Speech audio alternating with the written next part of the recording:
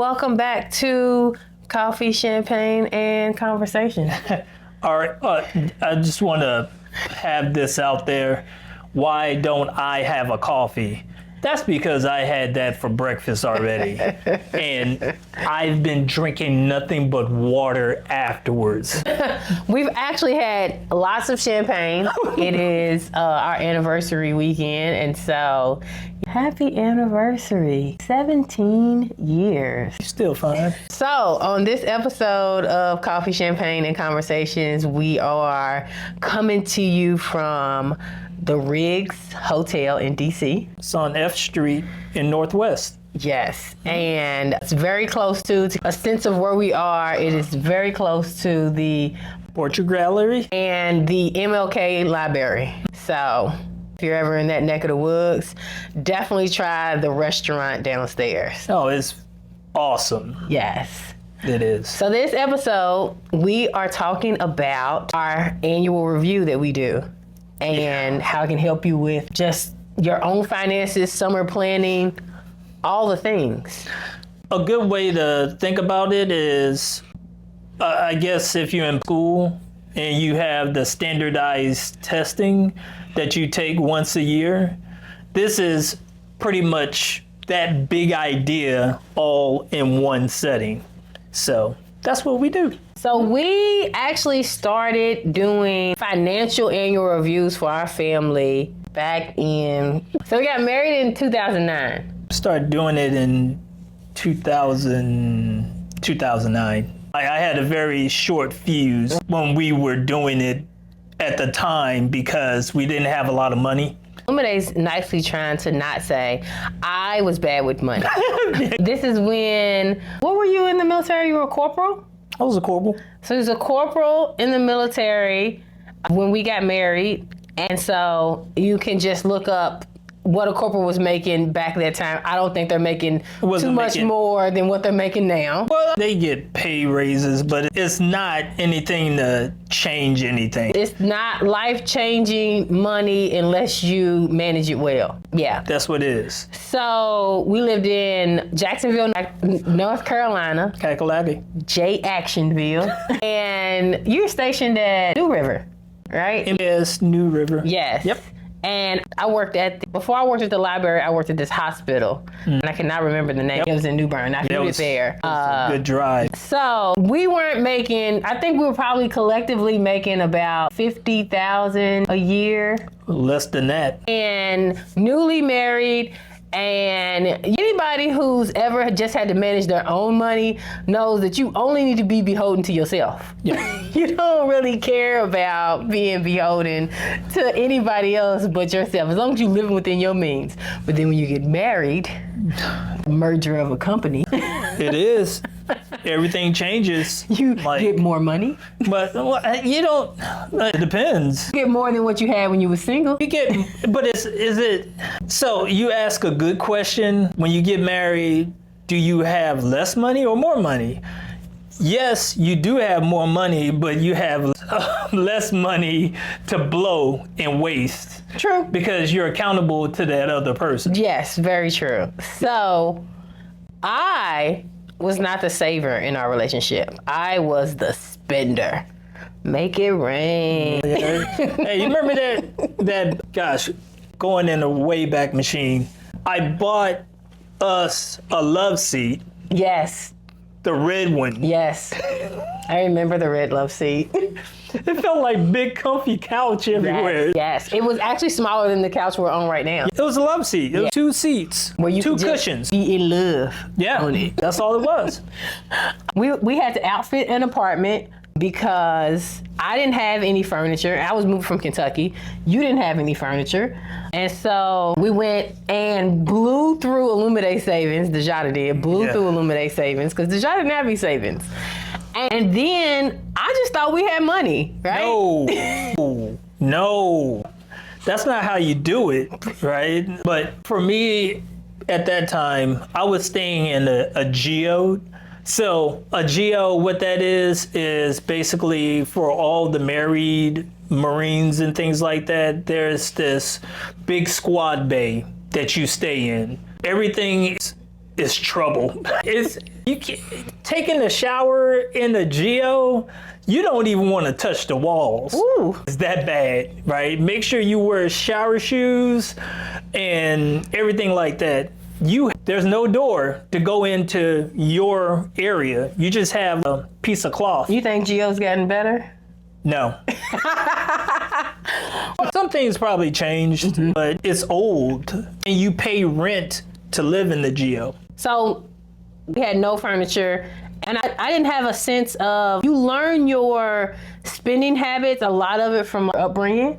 And this is no shade to anybody who raised me or helped raise me. It's just that when people don't talk about money, where you can access it in your mind, where you think, how do I save? How do I spend? How do I manage? Then you take that out in the world. And Illuminate saw very quickly that I was not good with money. And so thus the annual financial review was born. Well, actually, what I did was, since I saw the manner of how money was being treated, I gave us roles.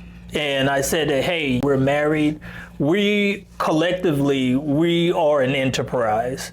So in an enterprise, you have a CEO and you have a CFO. And what we're going to do, we're going to trade roles every year. So I'm CEO this year, you're CFO this year. Next year, I'll be the CFO and you'll be the CEO. So you can see what that authority looks like. So it's a check and balance. So that worked great early on in our marriage. We didn't have a lot. And right before we bought a house, that's when things drastically changed in terms of finances and tax liability. So every year we would switch off these roles. And in the switch off, we would have to do a state of affairs. So very much like how the president does a State of the Union. We would do a state of affairs and then we'd switch roles. And then that person knew what they was inheriting and knew what all the deficiencies were. And then the other person could literally take their brain out of their body. So it was great, right? And then we bought the house, and that was a learning curve. I definitely say that was the first house, just not knowing all the things that go into buying a house and managing a house. And the house we bought was very large. It was the biggest house plan that was available to us. And thinking back on it, we probably should have gotten something a little bit smaller, but I will say that house later on served us financially because we were able to sell it and make a generous profit. So there's some give and take. But when we bought the house, that's when we switched to every 2 years. Yeah, every 2 years. And because what it made it very interesting for when we were doing it, because you're only the CFO for only 1 year. So we doubled down on it. So you got 2 years instead. So now you have an opportunity to pick up your pace and to see what works and what doesn't work, right? And then when you turn it over, then you can see, oh, you have 2 years of doing this. Can I do better than this person, right? Yeah. So it turns into a small competition. Or can I put us in a better position? I will say the 2 years for us worked way better than the 1 year because you got to influence real change. And so in that 2 year span, we sold a house, we bought investment property, we really got to understand about retirement, and we moved from North Carolina to Texas, but that was still under the 1 year. And then we moved from Texas to DC and then hopped around DC a lot. I will say that when you're merging, as the person who was deficient in the relationship, I became very strong. Deficient in finances. I became very strong because when you're merging two incomes and your job is to manage all this income like a small business, and then also we enacted salary. I really can't remember when we did the salary when we moved out to DC, because gosh, it was after Monroe. It was the Fort Lincoln. We had salaries that time. So we did salary. From my memory was because there was too much transactions happening on our regular managing of our households card. And so we enacted the salary so you could spend whatever you want. But once your money is depleted, it doesn't get replenished into the next. Don't ask me for no money, no mo. That worked fantastic for us. But also because we from the South, things cost a lot more than they do in Texas. And so Dejada was always depleted on her salary because I was like, shoot, this cocktail costs $15. In Texas, it would be $2. So It's a different cost, but you learn through your losses. That's all you do. You learn through your losses. and I will say that doing the trade-off, it better prepared us for when we were ready to buy what I like to call the house we're in now is a house that I could see us getting older in and raising our family in. And it is larger than our first house, but in terms of how much money we put out, it's actually less money based off of our income. So we're able to live. Like when we bought our first home, we were keeping up with the Joneses, right? On this home that we own and we live in, actually, it's paying us to stay there. And the trade-off also taught me a little bit of foresight. So we hadn't had a kid yet. We were still doing it every 2 years.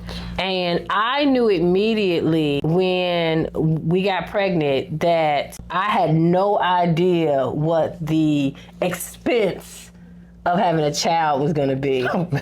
And so I was trying to hoard at that point. I don't know what, you never know what kind of kid you're going to get till you get them, right? And so Those crumb snatchers that make you go broke. they definitely will. Right? But I love them so much. They definitely will. Love those crumbs. Because on a side note, our kid has asked for a private jet. I don't really know where she's going to get it. That's your fault. Is it? Yeah, because you're the one that brought that up, and that's all she says. Do you have proof? Recordable, irrefutable proof? No, that's a no. So, who knows who brought it up? But I will say that she's giving us a go. Yeah. But also what I've learned from the annual review is that it doesn't just have to cover finances. It opens up a broader conversation for goals that we both want to accomplish separately and together, travel. Yes. Because we homeschool our kid, what are things that we need to be working on that we hadn't talked day to day about, that we also probably need to budget for, and then our businesses, how we want to see our businesses grow because they do affect our personal income. They do, and what I do like about the annual review or the state of affairs, that's what we call our state of the union. We call it the state of affairs. And when that's given, that's an opportunity to present questions out of what you see and what you're hearing. So if you want to ask a more in detail question about something, hey, I see that grocery bill has gone up from $200 to $350. What happened? What are we buying? Asking questions like that. Yeah. So, How did you think the salary worked for us? the salary works well. It just depends on the individual, right? If you just like the champagne and campaign, what we're doing right now and yesterday, man, I got a headache from yesterday. We drank. Champagne will take you. We showed up. As soon as we showed up, there was a bottle of champagne in our room, and we drank all of it. And then we brought more champagne. You only celebrate your 17-year anniversary once. I'm just saying. It was a good time, though. Yeah. So if you're struggling with budget and getting your life together for the summer, because of course this is what this series is about, is planning your summer and being financially ready for them kids being out of school, I suggest the annual review. Our annual review mirrors our anniversary. You can't forget So it. it's like, why not? Yeah, today is our anniversary. Today, February 2nd. And most people would probably say, why would you do that when you're supposed to be celebrating your life? Well, for us, it's a celebration of all the things we've accomplished. We don't have, I was telling Illuminate in this review, we don't have a lot of massive debts. And that goes to proper planning, budgeting, staying on top of things, taking vacations within our Means. And we take one very large vacation every 2 years. That does not mean that we don't go and do other travel, but like one large vacation where we're gone for almost a month every 2 years. What was we last? Well, 2 months ago we was in Istanbul and we were in Ronda, Gali. So sometimes you have to be mindful of what your current situation is, what makes sense for you, and what you want the future to look like. These annual reviews provide us a glimpse into what our future could look like if we have proper planning. And with the annual reviews, it sounds good today, but you have to be very consistent. So if you're going to do it this year, or you're going to do it next year, or you're going to do it the year after, or you're going to keep going with it, or you're going to build from it, you're growing a muscle. Think of it that way. You're only going to grow your muscle if you put it through that resistance and time. So if you do it 3 days a week or whatever, you're going to build that muscle and being very repetitive. Because at a certain point, I started off this saying I was bad with money and I attribute that to my upbringing. But at a certain point, you can't blame your upbringing. No. You have to buckle in and take ownership. And so I feel like, and somebody has told me this also, that I've superseded my upbringing in terms of how I manage our household and how I manage our finances. And the things that I was doing 5 years ago, I don't do today. Mm-hmm. And definitely the things I was doing 15 years ago, I definitely don't do today. And we've made more money, but been smarter about the money we've made because we don't spend to the amount we make. No, but that goes to the statement of what I said earlier. If you're doing that and living your life that way, you're keeping up with the Joneses, right? The Joneses ain't got nothing to do with you. No. Right? You have nothing to do to impress them, right? You're in competition with yourself. So I have some tips that I would like to impart on you. Do a presentation, even if it's for yourself. Yep. Definitely if it's for your household or your mate, bring your kids in, let them learn about it. We go away because there are a lot of things that we need to talk about to deep dive in. And also our kid is 6. So she's not prepared to intake some of the information yet. But eventually she will have a seat at the table. Mm-hmm. Excel documents, having your own calculator is key. If you use USAA or Navy Fed, use their tracker so you can track your spending. I learned you see the whole pie.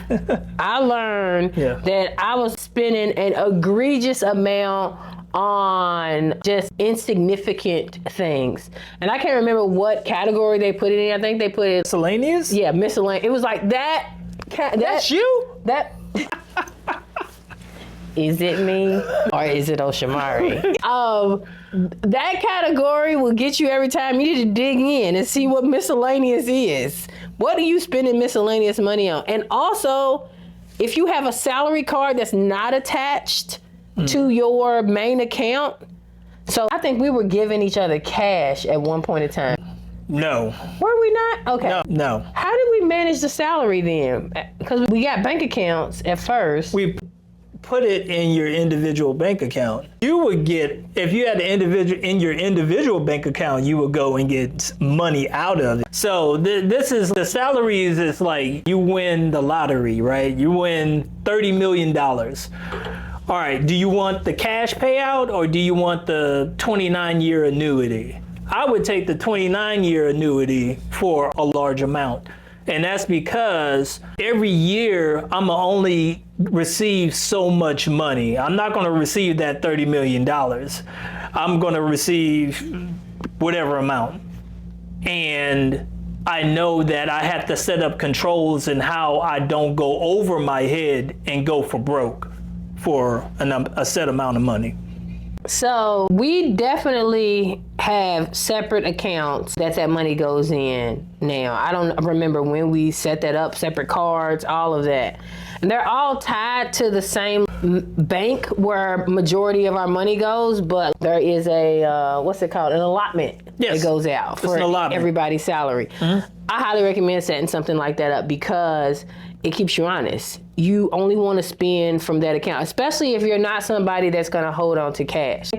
I forget that I have cash, and a lot of places recently have stopped taking cash. Like if you have a $10 bill in your pocket, that $10 bill will stay in your pocket for a long time, right? Definitely will. You want to start off with good habits. Good habits is having a control of self.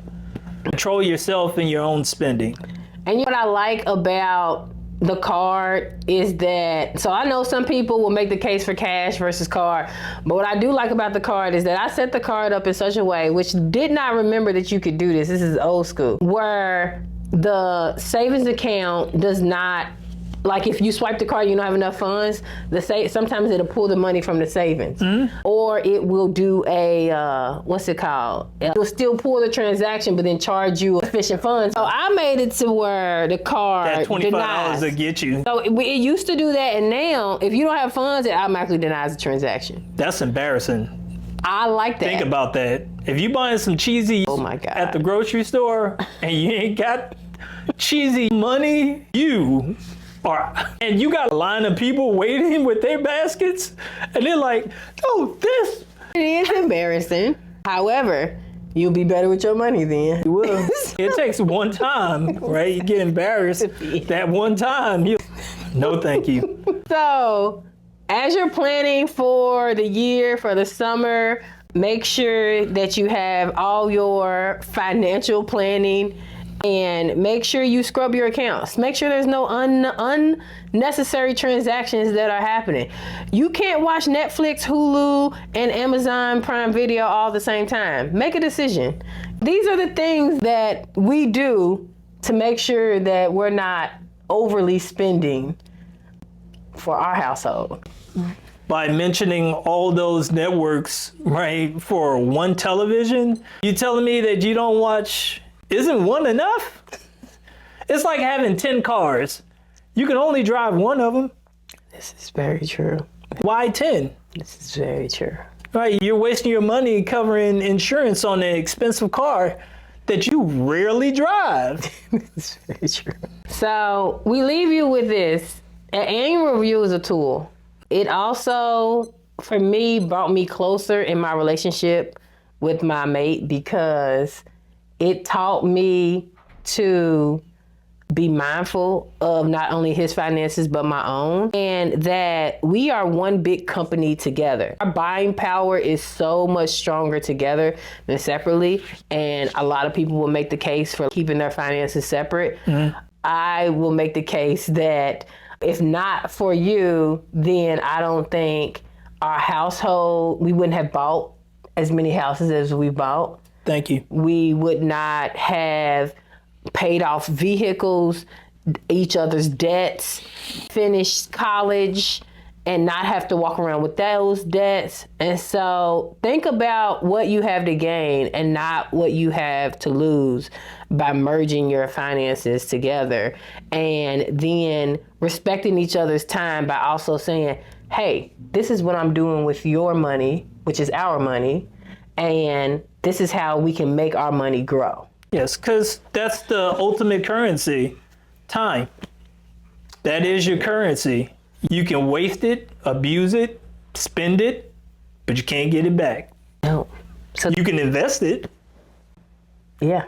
So thank you for joining us on this, we don't want to call this anniversary episode of Coffee, Champagne, our anniversary. Coffee, Ours. Coffee, Champagne, and Conversations. Next time you see us, we will be back at home. I need to drink some more water. High quality H2O. This got water in it. Does it? Maybe a little. Cheers.